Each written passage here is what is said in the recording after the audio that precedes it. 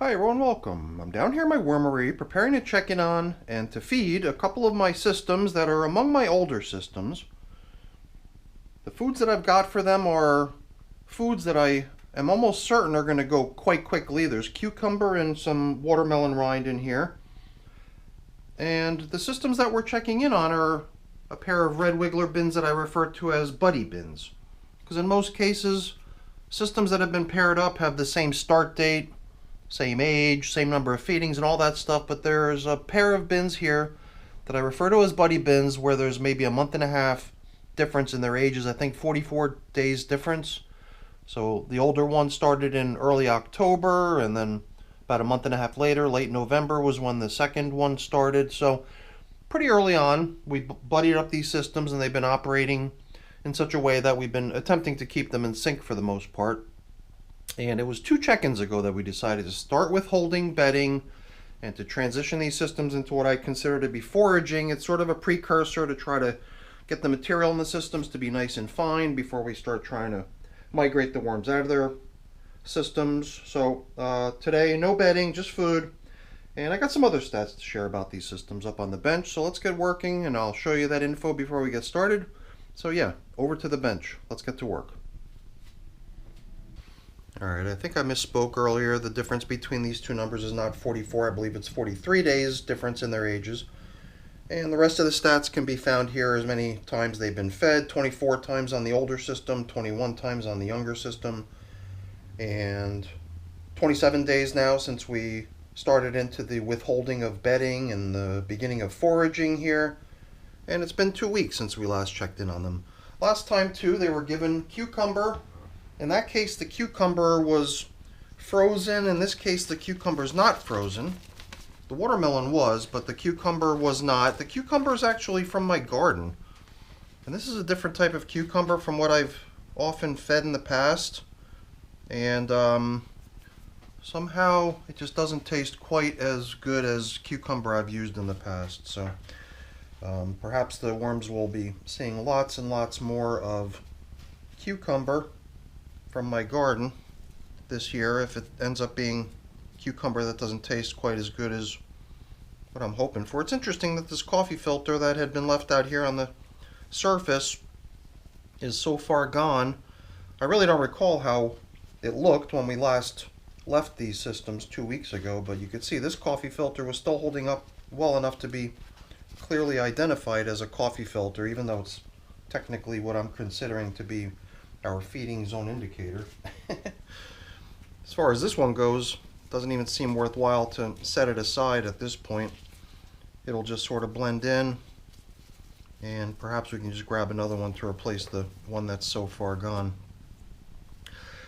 So now the cucumber we fed them last time was accompanied with some pretty nice material that I also classified as food when we gave it to them, because it really did sort of look like bedding. It's this leaf mold that I collected out of a I keep saying sewer, out of a gutter cleaning job I did recently. So I threw some of that in here for the worms. Today I don't have that for them. Today I've got what I showed you earlier, the watermelon rinds and the cucumber, and I've also got coffee that we can include with today's feeding. So the novelty item running in these systems are gourds. Gourds, which, from what I remember, have been in these systems for over 200 days. I believe even last time when we checked in here a couple weeks ago, we'd already surpassed 200 days of these gourds being in these systems. Over here we've got another very slow composting item, the outer husk of a mango seed. So we'll just set those aside, and we'll keep putting them back into the feeding zone to let the worms keep working on this stuff. But, you know, at the pace that these things have been breaking down, it's reasonable to expect that they won't be broken down by the time we try to get the worms out of their vermicompost and try to move them on to a new home. So those things will probably just accompany the worms at some point to their new home. I gotta tell you, this material is really nice. As far as foraging goes, usually I'll try to, gauge how long to run the foraging based on the appearance of the material in terms of how much bedding type debris is still littered throughout the material. And here and there you still find chunks of things that look like they could still use some work, but they are kind of few and far between, if you ask me. So it does seem to me like we might be able to get these systems set up for migration one of these days. And by migration I really just mean setting up the feeding in such a way that it draws the worms to a particular section of the bin, usually one or the other side of the bin, where we would eventually arrange the haul out of the worms. So in effect they're voluntarily evacuating their vermicompost in pursuit of a nice luxurious feeding zone that's been set up for them on the edge of the bin. And oftentimes it's very easy to depopulate the system that way, just by migrating the worms out of their vermicompost, by setting up a horizontal migration feeding zone. But we're definitely not there yet. I mean, we only started foraging here less than a month ago, which means up until that time we had still been adding bedding to the system, and it's likely that there's probably still bits and pieces of bedding in here that need to be worked out or worked down by the worms.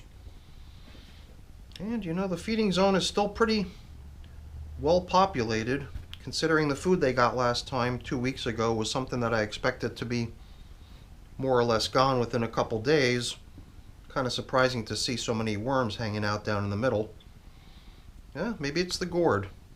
Every time I check in on these systems, I empty the gourds out, see what kind of worm party's going on inside them. But every time we come back in, the gourds are refilled with worms in their castings. So they do seem to like crawling down into the gourds. So perhaps that's the reason for all the action down in the feeding zones. And here and there, even though we're kind of in foraging and I'm technically not wanting to add any new bedding, in a way these feeding zone indicators do belong to these systems and have since they were put in here originally. But sometimes I do like to cheat a little bit and just provide the worms with a little bit of bedding type material if I can. And in this case I certainly think we can. We'll just give them those old feeding zone indicators, or well, there was only one of them really that was worth still considering to be a feeding zone indicator. The other one was just shrapnel, little bits of confetti that was already blended in earlier. And yeah, we saw a lot of this last time we checked in here. What appears to be seeds from some sort of a, perhaps the gourd, some sort of a pumpkinish sort of gourd type seed from what I can tell. But it was interesting, one of the viewers, I believe it was Learned by Doing, commented about how it was interesting to see that if it was in fact the seeds that were inside these gourds that are now finally germinating and sprouting, it's interesting that it took them that long to finally start, almost as if they were sensing the onset of autumn. Oh boy. Which is when you would normally see stuff like pumpkins and gourds and stuff growing.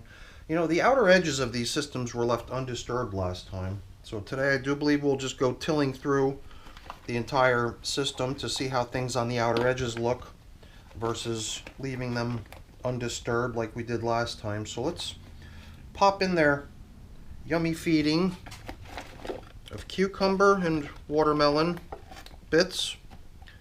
And hopefully we've distributed it pretty evenly. I think we did. But before we cover it all up, I'm giving them some coffee as well. Hopefully they'll appreciate that. Let's see if we can shake a little bit more of this stuff loose here. I mean, if it's going to be another 2 weeks between feedings like it was now, then this sort of a feeding is something that is certainly not going to last.